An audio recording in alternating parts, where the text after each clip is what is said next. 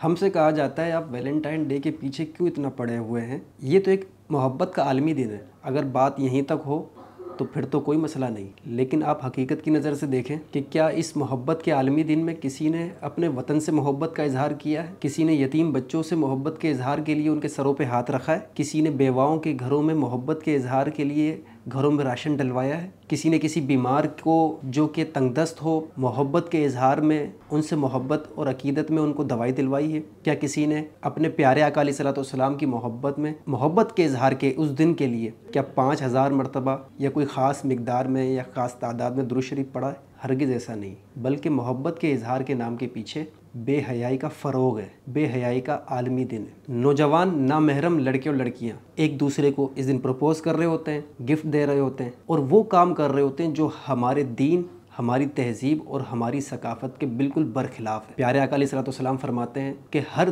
دین کا کوئی خلق ہوتا ہے، عادت ہوتی ہے، جبکہ اسلام کا خلق حیا ہے، اور فرمایا ایمان اور حیا دونوں ایک دوسرے سے ملے ہوئے ہیں، اگر ایک اٹھ جائے تو دوسرا بھی اٹھا لیا جاتا ہے۔ اور حضور نے فرمایا کہ اگر تم میں حیا نہ رہے تم جو چاہو کرو۔ مطلب یہ ہے کہ مسلمان حیادار ہوتا، بے حیائی کے کام نہیں کرتا۔ بہت سارے لوگوں میں ایک جھجک ہوتی ہے، شرم ہوتی ہے، ان کے اندر حوصلہ نہیں ہوتا کہ کسی نامحرم کو وہ پرپوز کریں، مگر اس بے حیائی کے طوفان میں انہیں بھی حوصلہ ملتا ہے۔ مختلف یونیورسٹیز کے اندر، کالجز کے اندر، ان اداروں کے اندر جہاں لڑکے اور لڑکیاں اختلاط کے ساتھ بیٹھے ہوئے ہیں، کام کر رہے ہیں، پڑھ رہے ہیں، وہاں ایک ترغیب ہوتی ہے، ایک تحریک پیدا ہوتی ہے۔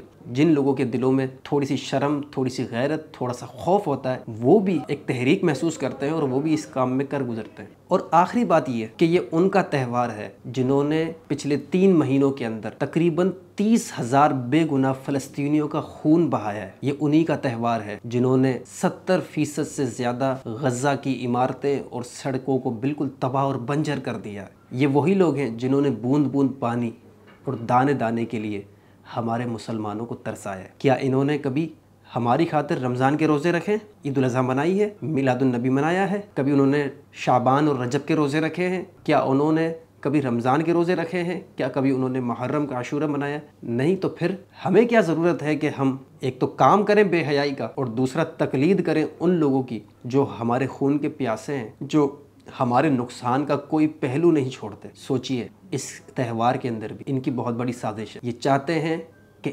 مسلمان اسلامی روح سے دور ہو جائے، مسلمانوں میں بے حیائی اور فحاشی پھیلے اور مسلمان نام کے مسلمان رہ جائیں، دین اور اسلام ان کے دلوں سے نکل جائے۔ کہ حضور فرماتے ہیں کہ ایمان اور حیا یہ دونوں ایک دوسرے سے ملے ہوئے ہیں، اگر ایک اٹھ جائے تو دوسرا بھی اٹھا لیا جائے۔